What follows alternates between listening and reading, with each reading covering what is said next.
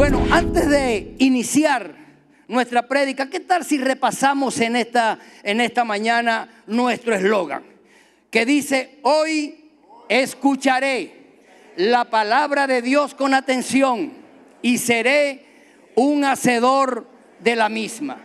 Hoy escucharé la palabra de Dios con atención y seré un hacedor de la misma. Padre, bendigo tu nombre en esta hora, Señor. Quisiera que fuera tu Espíritu Santo en el que en este momento ministrara a través de mi vida. Que mi boca sea abierta, Señor, para declarar palabra de vida, palabra de restauración, palabra de fortaleza, para direccionar, Señor, en este momento a todas las personas que me están escuchando en este lugar y a través de las redes sociales, a un verdadero encuentro contigo y a encontrar en ti la fortaleza necesaria para seguir venciendo cada una de las tentaciones que a diarios tienen que enfrentar en este mundo. Creo en este momento, Señor, que tu Espíritu Santo, el que me tomará para permitir que toda palabra que salga de mi boca sea una palabra de bendición. Así lo creo en el nombre poderoso de Cristo Jesús. Amén y amén. Hace unos domingos atrás inicié una serie que llamé Caer es inevitable, ser un fracaso es una elección.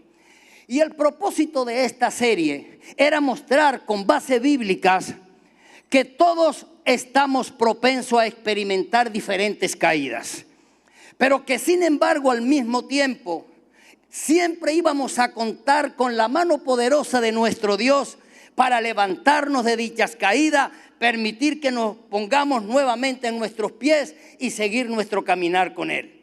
Y en ese momento tomamos como base bíblica las palabras expresadas por el sabio Salomón en Proverbios 24:16, que dice que el justo cae 7 veces y vuelve a levantarse. Y yo creo que esta es una buena noticia para todos aquellos que estamos propensos a experimentar este tipo de caída. Inicié la serie con un primer tema que denominé, basándolo también en una parte bíblica del mismo Salomón: tu forma de pensar determina tu accionar. Y en el desarrollo de esta primera entrega hacíamos referencia a todas estas caídas que podemos experimentar en la vida cuando no alcanzamos una meta determinada o cuando éramos víctimas de un fracaso ante cualquier proposición que nos hayamos hecho. Basado justamente en esa palabra que dice: porque tal es el pensamiento del hombre, tal es él. ¿Cuál es el pensamiento del hombre? Tal es él. Y decíamos en ese momento que era imposible que nosotros alimentáramos nuestra mente con palabras negativas, con palabras de derrotas, con pensamientos de falta de fe y pretender que íbamos a vencer o a podernos levantar de este tipo de caídas. Decíamos que nuestra forma de pensar influye en nuestra manera de hablar y que nuestra manera de hablar es determinante para nuestro accionar. Concluíamos diciendo como una solución a este problema que era necesario, nos urgía hacer lo que Pablo nos dice a través de sus escritos. Debemos de ser renovados en el espíritu de nuestra mente. Y que si nosotros entonces dábamos un giro de 360 grados para comenzar nuevamente, entonces podíamos alimentar nuestra mente con frases positivas, sin ánimo de exaltar la teoría del positivismo, con pensamientos de fe y tener así la suficiente fortaleza para podernos levantar en medio de cualquier caída. Desarrollé un segundo tema que lo titulé Un dardo en contra de tu fe. Y tomábamos como referencia bíblica en ese momento el episodio donde Jesús se encuentra con Pedro. Lucas capítulo 22, donde él le dice: Pedro, Satanás me ha pedido para zarandearos como a trigo, pero yo he orado por ti para que tu fe no falle. Y hacíamos referencia que Satanás siempre va a estar interesado, mi amada iglesia, en tratar de debilitar nuestra fe para que nosotros quitemos la mirada de Jesús y pongamos la mirada en el problema que está en nuestros ojos en este momento. Como efectivamente sucedió con Pedro. No en ese momento cuando iba a ser tentado, sino en el momento cuando fue afectado por los vientos y por las tempestades. Pedro decide caminar, ir donde Jesús, creyendo que lo iba a alcanzar por medio de su fe. Pero cuando se dio cuenta que tanto las olas como los vientos se hacían más fuertes, quitó la mirada de Jesús, el autor y consumador de la fe, para ponerle en ese momento en el problema que estaba ante sus ojos. Y eso efectivamente hizo que la fe de Pedro en ese momento se debilitara y Pedro comenzara a hundirse. Y Satanás va a seguir haciendo lo mismo. Él va a seguir lanzando siempre dardos contra nuestra fe para debilitarnos e impedir que nosotros podamos endosarnos esa realidad bíblica que nosotros en Cristo somos más que vencedores. Pero efectivamente nosotros, a través de la fe, vamos a seguir creyendo que somos más que vencedores en Cristo Jesús. Amén. Gloria sea el nombre de Jesús. ¿Qué concluíamos entonces en esta segunda entrega? Concluíamos que la única manera para nosotros fortalecer nuestra fe era a través del estudio de la palabra de Dios. Por aquello que dice Pablo en Romanos 10:17, que la fe viene por el oír la palabra de Dios. Entonces era necesario para nosotros no solamente leer la Biblia, sino dedicarnos a escudriñarlas, a estudiarlas con detención, para que nuestra fe se pudiera fortificar y entonces así poder tener una herramienta sólida cada vez que el enemigo intente debilitar nuestra fe, lanzando los dardos en contra de ella. Hoy quiero concluir esta serie. Caer es inevitable, ser un fracaso es una elección, con un tercer tema que he titulado Buscado para ser tentado. Y me voy a basar para este último tema en las palabras del apóstol Pedro, descrita en su primera carta en el capítulo 5, en el verso 3, que lo vamos a leer directamente desde la pantalla. Dice: sed sobrios y velad, porque vuestro adversario el diablo, como león rugiente, anda alrededor buscando a quien devorar. Cuando uno mira este versículo, uno puede entonces rápidamente concluir cuál es la finalidad cuando Satanás nos tienta.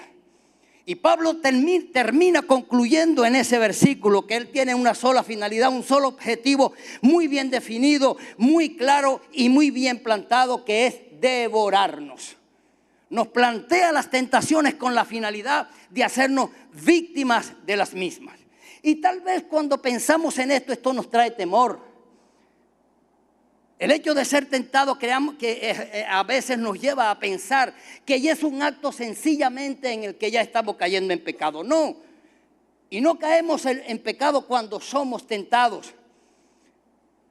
Caemos en pecado cuando nosotros cedemos a la tentación y la materializamos.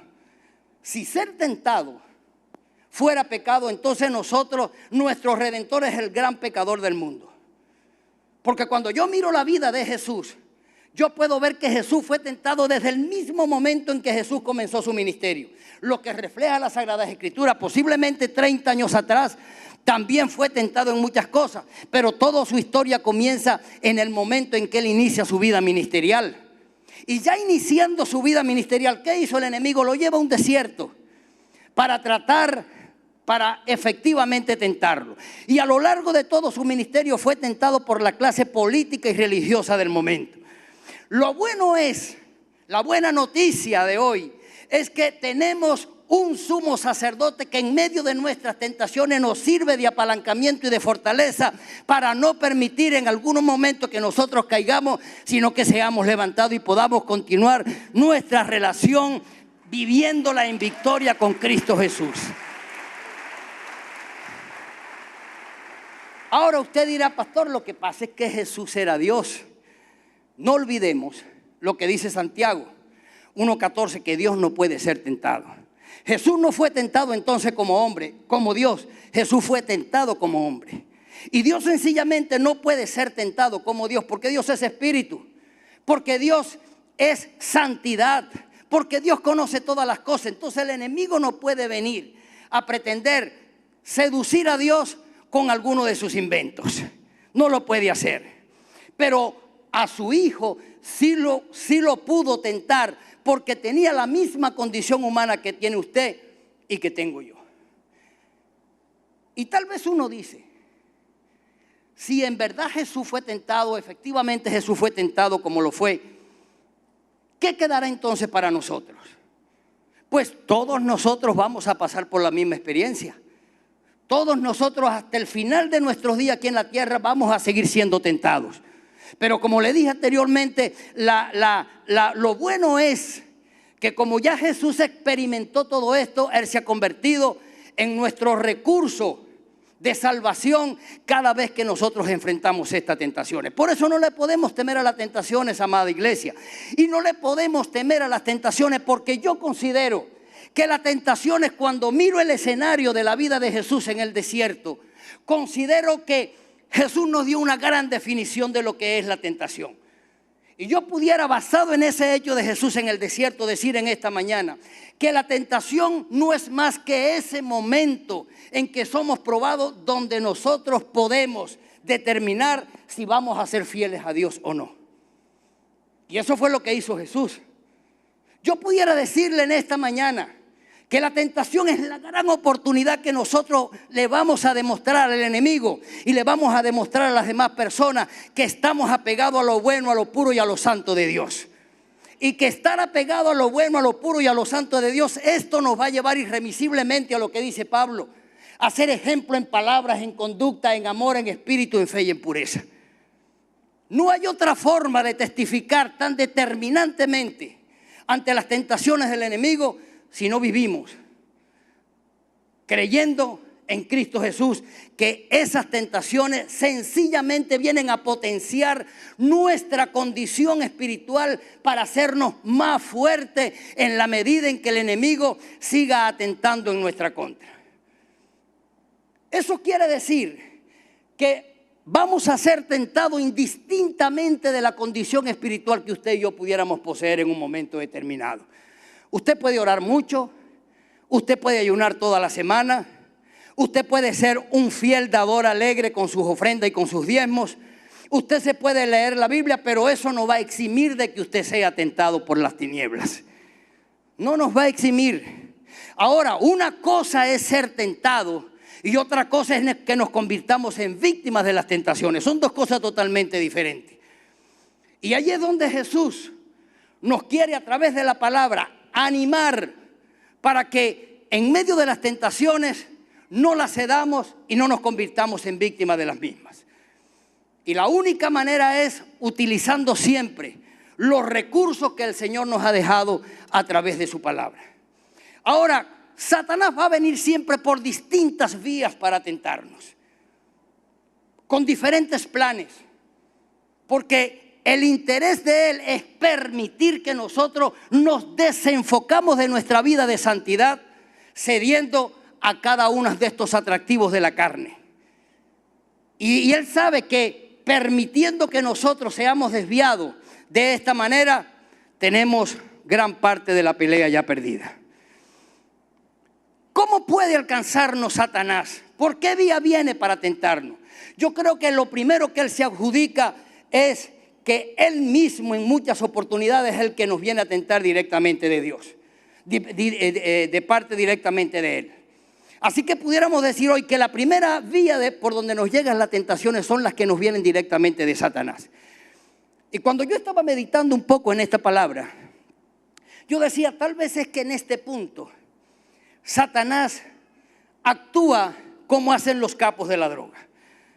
Hay cosas donde el capo no manda a uno de sus secuaces, sino que él se encarga directamente de resolver ese asuntico. Y hay cosas cuando Satanás ve que hay un hombre de Dios que está portando una palabra, que está portando una vida de integridad, que está portando un mensaje de transformación, él dice, mira, este caso lo voy a atender yo directamente. Porque la finalidad de Satanás es llevarnos a que nosotros nos rebelemos en contra de la voluntad de Dios y lo que Dios tiene establecido a través de su palabra. Vamos un momento al huerto del Edén. Acompáñenme. ¿Qué sucede con esta primera pareja? Dios le había dado unas instrucciones claras a Adán y a Eva. Le dijo, señores, no coman del árbol de la ciencia del bien y el mal, porque el día que coman de él ciertamente espiritualmente van a morir. Pero cuando Satanás se entera de esto, Él dice, mira, yo voy a mandar a uno de mis demonios. No, él dijo, él se personalizó en aquella serpiente. Y vino a atender este caso directamente porque él sabía que este caso era tan importante para él, porque sabiendo que él podía tentar y permitir que esta pareja cayera, iba a afectar a toda la raza humana. Esto no era un asunto de cualquier cosa. No, este era un asunto demasiado relevante en el mundo espiritual. Pero usted dijo, este caso lo voy a atender yo. Y efectivamente es cuando se le presenta a Eva y Adán, le da su opinión, le tergiversa la verdad de Dios. Y ellos sencillamente se dieron a esto. Le dijo, mira, las cosas no es como Dios se las ha dicho a ustedes. El gran problema que está pasando aquí es que Dios sabe que el día que ustedes coman del árbol de la ciencia del bien y el mal, sus ojos van a ser abiertos y van a ser semejantes a Dios. Y esta pareja le compró la mentira a Satanás. Todos conocemos los resultados, lo demás es historia. Adán y Eva salieron fuera del huerto del Edén. Pero él tuvo entonces, se entera de que hay otra gran misión que Dios quería cumplir en la tierra. Y él dijo, bueno, si yo logré vencer, tentar a Adán y a Eva, que estaban en un cómodo lugar, que tenían todo tipo de provisión, había una sola estación que le permitía tener un clima totalmente agradable y extraordinario. Yo creo que tentar al próximo personaje en un lugar más inhóspito como el desierto se me va a hacer más fácil. Por eso no decide tentar a Jesús en un huerto, lo decide tentar allá en el desierto. Afortunadamente Jesús se había pertrechado con todas las herramientas y con todas las armas necesarias y no se dio a la tentación de Satanás. Iglesia, Satanás va a seguir haciendo hoy lo mismo. Satanás va a querer que los que hoy sobre todo enseñamos desde un púlpito le demos una mala interpretación a la palabra para luego darle una mala aplicación. ¿Acaso no es lo que hace la religión? ¿Qué es lo que está haciendo la religión? Por ejemplo, la religión nos enseña de que nosotros debemos de adorar a la Virgen María, haciéndonos ver que la Virgen María es la mediadora entre Dios y los hombres. Y no digo esto porque tengamos algo en contra de María. Nuestro pastor Tony dedicó toda una serie al personaje de la vida de María. Y en ella nosotros pudimos expresar nuestra admiración, nuestro respeto por la Virgen María como lo mantenemos hasta hoy. Pero ¿cuál es el propósito de Satanás? De llevarnos a tergiversar la enseñanza que nos ha dejado el Señor a través de la palabra y que lo ratificó Pedro en 1 de Timoteo 2:5, cuando él dijo, hay un solo Dios y un solo mediador entre Dios y los hombres, Jesucristo hombre. Y él quiere seguir tergiversando la verdad para que la gente cambie su adoración a Dios, su adoración a Jesús, su adoración al mismo Espíritu Santo y le dedique su adoración a María. Eso es lo que él está buscando. Hace mucho tiempo yo estaba hablando con una señora que es muy mariana y entonces trataba de explicarle esto de esta manera. Y digo, no, es que no puede ser, es que el hecho de ella ser la madre de Jesús, ya esto le da un carácter tremendo delante de Dios. Y entonces yo le dije a esta persona, supongamos que tú tienes un hijo que es médico y yo decido ir ese día a verme con tu hijo. Cuando llego al consultorio, que está sentado en una silla eres tú y no tu hijo. Te pregunto, ¿crees tú que es lo más racional de que seas tú la que me examine, me diagnostique y me des un récipe? No, porque quien estudió fue mi hijo. Bueno, eso mismo pasa con Jesús.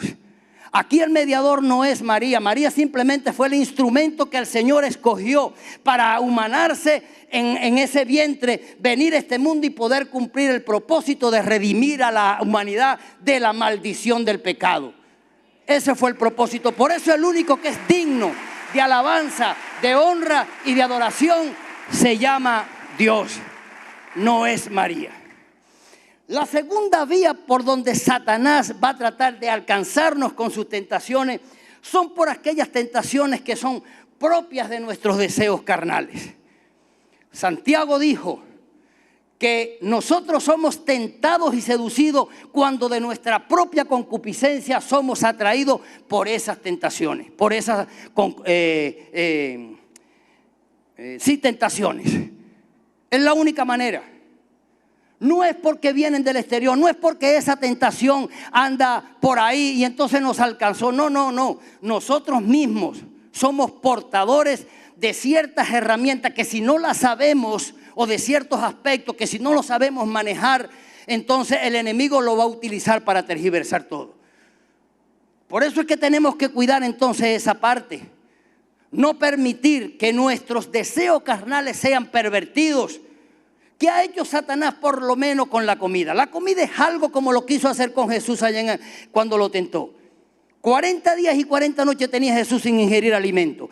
¿Cuál fue el ataque directo que hizo Satanás?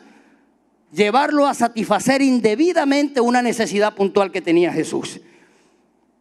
Y cuando nosotros satisfacemos el hambre de una necesidad indebida, estamos cayendo ¿en qué? En la gula. Y la gula es pecado. Y eso fue lo que pretendió Satanás hacer con Jesús. La tercera vía por donde llegan las tentaciones son aquellas que son productos de este mundo.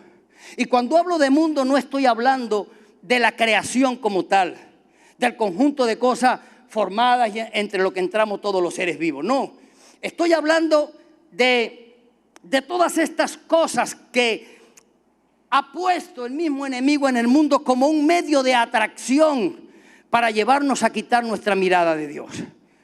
Y me gusta cómo Juan describe aquí el mundo en su primera carta, capítulo 2, en el verso 15 en adelante. Juan dijo: no améis el mundo ni las cosas que están en el mundo. Cualquiera que ame el mundo, este se constituye un enemigo de Dios. Y él dice, y hay, después nos menciona como una especie de tres fortalezas o tres focos que constituyen el sustento del mundo. Él dice, ¿por qué hay tres cosas que están en este mundo? Los deseos de la carne, los deseos de los ojos y la vanagloria de la vida. ¿Qué pasa con los deseos de la carne? Es lo que le acababa de hablar. Satanás quiere que nosotros pervirtamos deseos que son propios, que son naturales, que Dios los hizo con el propósito de que nosotros disfrutara de ellos, y Él quiere que nosotros nos desviemos. El deseo sexual es uno. Dios puso una necesidad sexual en cada ser vivo. Pero ¿qué ha querido Satanás? Que nosotros tergiversemos la satisfacción de este placer sexual. ¿Y cómo lo hace? Activando esa concupiscencia en nosotros para que se active un deseo indiscriminado y caigamos entonces en adulterio, en fornicaciones, en orgía y en todo este tipo de cosas que contravienen la sanidad del sexo. Nosotros todos necesitamos dinero para satisfacer nuestras necesidades.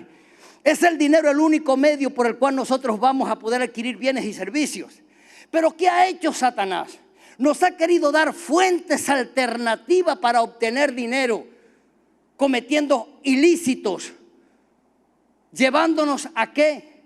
A sentir dentro de nosotros una insatisfacción por lo que poseemos en este momento y permitiendo que se crezca ese deseo en nosotros por querer tener riqueza y otro tipo de cosas materiales a cualquier costo.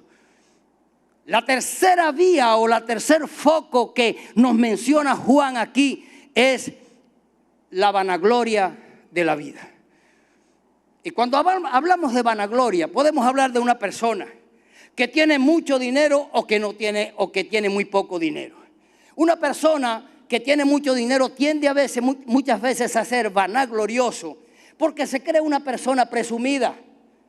Porque cree que él puede mirar a los demás a causa de todas las comodidades y los bienes que tiene. Puede mirar a los demás por encima de los hombros.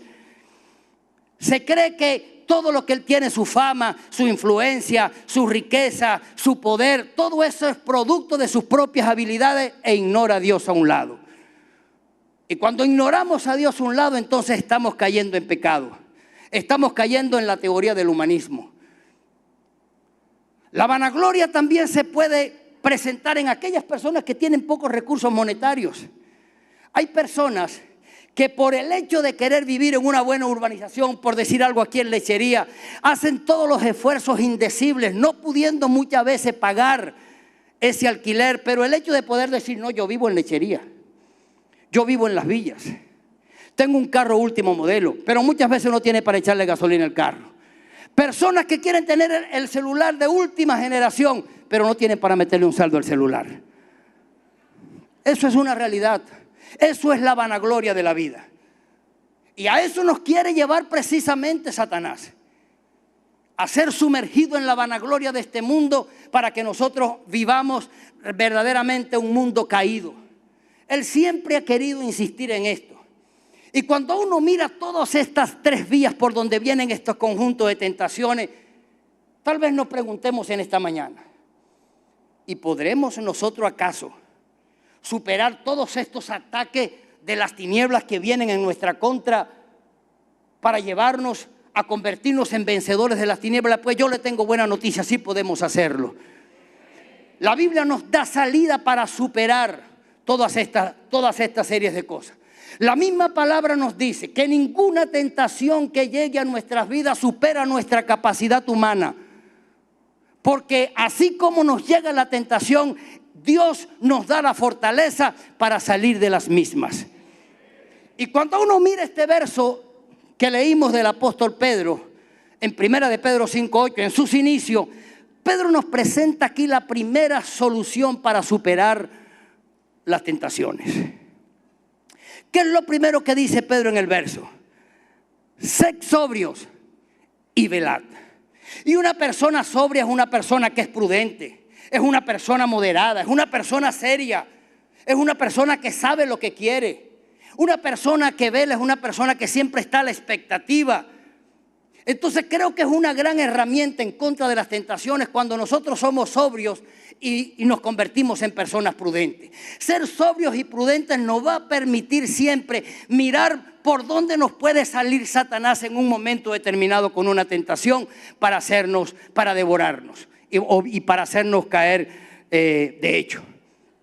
Por eso necesitamos entonces siempre mantenernos en la sobriedad y en la expectativa de todos los ataques satánicos. Jesús nos da la segunda solución. Jesús se encuentra en un momento con sus discípulos. Estaba afligido por todas esas tentaciones que había experimentado. Mateo 26:41, Jesús le dice: señores, velad y orad para que no entren en tentación. Ahora Jesús le agrega otro elemento, que es la oración. Y yo creo que cuando uno, iglesia, hace un cóctel con estos tres elementos, cuando juntamos la sobriedad, cuando juntamos la prudencia y cuando juntamos la oración, esto va a crear una especie de bomba atómica en contra de las tinieblas que nos va a permitir derrotar a las tentaciones en cualquier terreno. Yo creo que es imposible que un cristiano que sea sobrio, que sea prudente y que tenga una vida de oración no esté fortaleciéndose y poniendo un arsenal en su camino espiritual para vencer todas las tentaciones. Mire, Jesús consideró que la oración era tan importante en el momento de vencer las tentaciones, que cuando Él le da el modelo de oración a sus discípulos, ¿qué fue una de las cosas que le dijo? ¿Cuáles fueron uno de los ingredientes? Orad, pidan al Padre para que no entren en tentación. O sea, no le podemos pedir a Dios que no nos alcancen las tentaciones, pero sí le podemos pedir a Dios que nos dé la fortaleza cuando seamos alcanzados por las tentaciones. Así que esto debe ser una petición constante, diaria, que nosotros debemos de tener en nuestra vida espiritual, este clamor delante de Dios, que nos dé cada día la suficiente fortaleza para hacernos resistentes ante las tentaciones. La tercera solución que nosotros podemos ver a través de la palabra de Dios es justamente llenarnos del conocimiento de la palabra de Dios. La Biblia nos dice que la fe viene por el oír y el oír de la palabra de Dios. Y cuando nosotros nos llenamos entonces de la palabra de Dios, esto nos va a permitir entender que la palabra de Dios no es simplemente un escrito que se hizo hace cientos de años y que le escribieron varios hombres, sino que esta es la misma palabra revelada por Dios que viene a nuestro favor. Y cuando nosotros estamos tan ciertos de lo que significa la palabra de Dios, entonces cuando vamos a entender que ella en el mundo espiritual va a funcionar como una verdadera espada. ¿Qué fue lo que utilizó Jesús en el huerto del Edén, allá en el desierto cuando fue tentado? Fue la palabra. Lo primero que le dice Satanás: mire, ¿quieres satisfacer tu hambre? Dile a estas piedras que se conviertan en pan. Fue lo primero que le hizo. Lo segundo que le dice, dice que lo lleva al pináculo del templo y le dice: puedes lanzarte de aquí porque Él va a enviar a sus ángeles para que tus pies no tropiecen en piedra.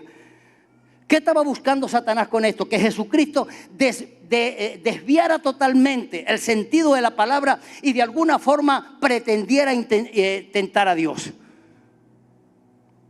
Porque es que nosotros no podemos invocar la palabra de Dios como medida de protección cuando somos nosotros los propios provocadores del peligro. Y eso era lo que estaba buscando Satanás. Él le dice: lánzate, provoca esta situación de peligro para ver si es verdad lo que dice el Salmo 91. No, la palabra funciona cuando yo soy sorprendido, cuando me asalta una situación de peligro. Entonces en ese momento es cuando yo voy a usar la palabra como una verdadera espada. Ese es en el momento en que la puedo utilizar. Y eso fue lo que hizo Jesús en el desierto. Y como tercera y última solución que podemos encontrar, por ejemplo en esta prédica, para vencer las tentaciones, es no culpando al ambiente donde nosotros nos estamos desenvolviendo. A nosotros nos gusta pretender buscar justificaciones para decir: es que caí por esto o por aquello. Y mientras vivamos de esta manera tratando de buscar culpables, el enemigo no solamente nos va a seguir poniendo estas tentaciones, sino que va a seguir ganando, obteniendo sus objetivos. Mire, si el ambiente determinara efectivamente la causa por la cual nosotros cedamos a las tentaciones, entonces hay mucha contrariedad aquí en la palabra de Dios. Porque yo puedo ver a una pareja en el huerto del Edén, que lo tenían todo.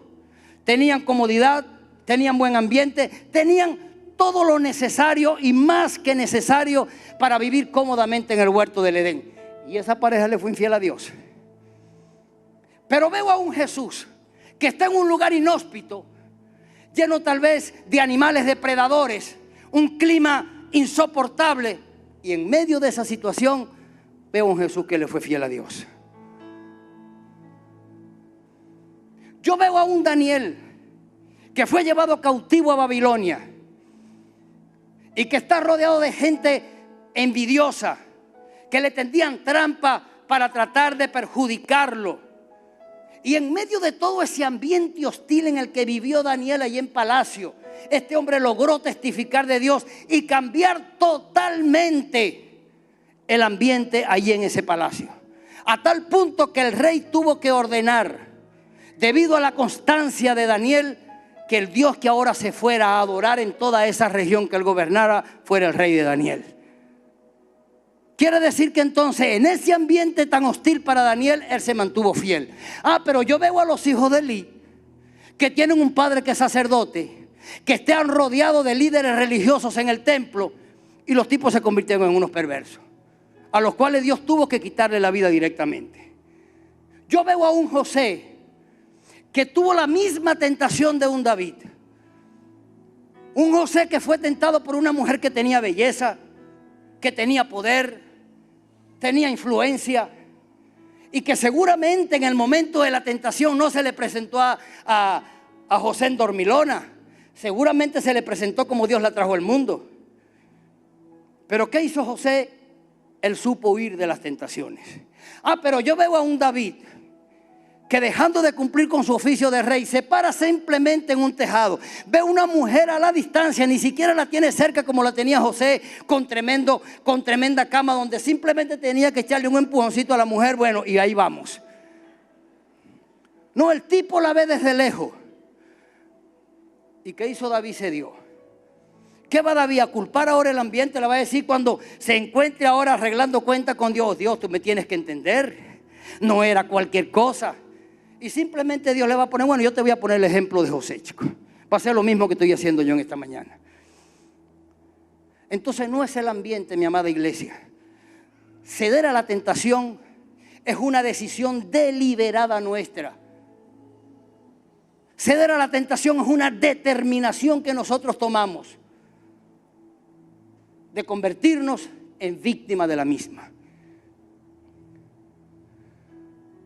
Y yo sé que hoy tal vez tú te encuentras luchando con muchas tentaciones. Y yo no he venido hoy con este mensaje para tratar de señalarte, sino la finalidad de este mensaje hoy es que en medio de esas tentaciones que tú puedas estar experimentando, hoy tú puedas encontrar restauración en las manos de Dios. Ese es el propósito de este mensaje en esta mañana. Yo quisiera que te pusieras de pie por un momento y que allí tú pudieras comenzar a tener una especie de conversación con Dios. Cuéntale a Dios tus derrotas. Si en este momento, cuando estás sentado en esa silla, todavía estás luchando con tentaciones, estás siendo víctima de tentaciones, déjame decirte, llegaste al lugar indicado. Estás en el lugar indicado. Porque sabe que dice el Señor, todo el que a mí viene, yo no le echo fuera. Y Él dijo que la razón por la cual está retardando su venida es porque quiere que todos los hombres procedan al arrepentimiento. Así que hoy puede ser tu gran día en el que tú puedes cambiar totalmente el veredicto que está pesando sobre tu vida hoy. Hoy tal vez tú puedes comenzar a reescribir tu historia. Y créeme, Dios está dispuesto a pasar la página negra que está escrita en la historia o en el libro de tu vida. Y Dios quiere darle lugar a una nueva página donde Él te diga hoy, hijo, largo camino te resta por recorrer conmigo. Como se lo dijo al profeta Elías. Elías estaba siendo en ese momento víctima de una tentación, cayó en la depresión a causa de un comentario que hizo aquella mujer. Pero Dios no lo desechó. Es más, ni siquiera se le presenta de una manera abrupta. Dice que estando Elías en la cueva, ¿sabe cómo se le presentó Dios? A través de un silbido apacible. Y en medio de ese terremoto de cosas que están pasando en su interior, yo quisiera que hoy tú te atrevieras a sentir el silbido apacible de Dios, que ha venido para sanarte, que ha venido para restaurarte, no ha venido para condenarte, ha venido para decirte hoy, oye, yo quiero que tú continúes siendo ese hijo amado, esa hija amada.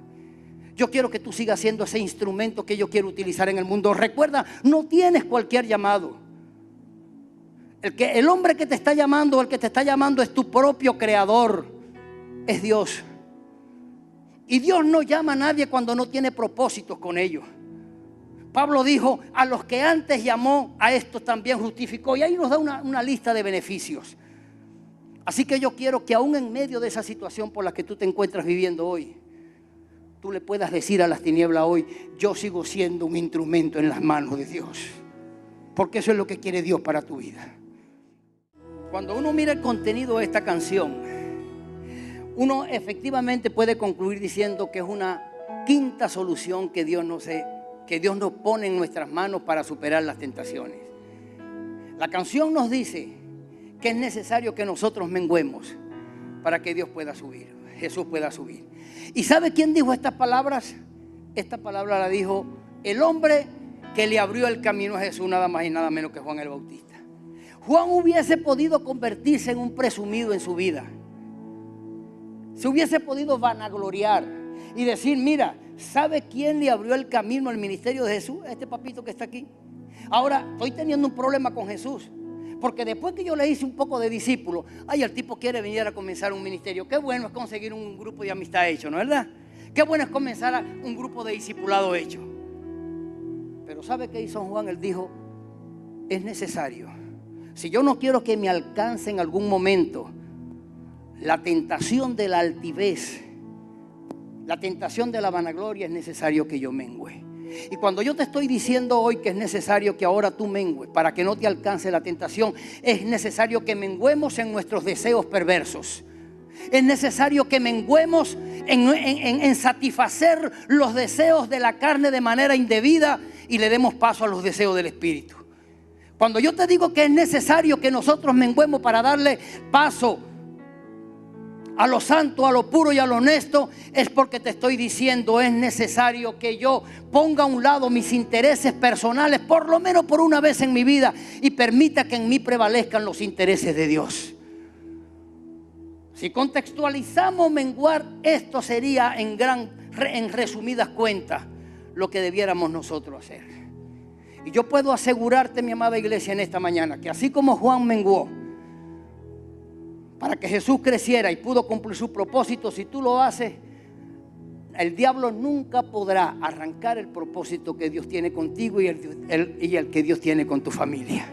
Así que si hoy tú quieres ser un vencedor frente a las tentaciones, mengua para que Dios crezca.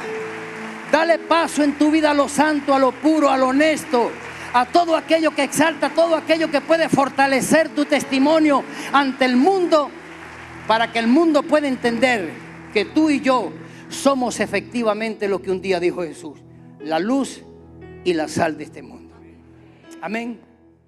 Padre, he predicado tu palabra en esta mañana, Señor. Y yo tengo la convicción que no ha sido una palabra nacida de mi mente, sino que ha sido una palabra nacida de la fuente que nos alimenta, que es del Espíritu Santo.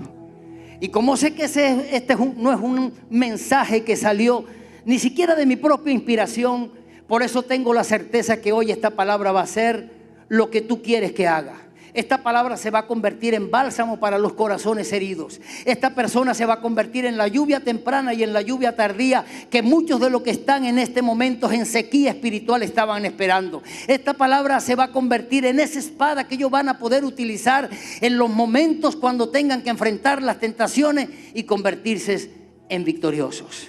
Gracias, Señor, por esta nueva oportunidad.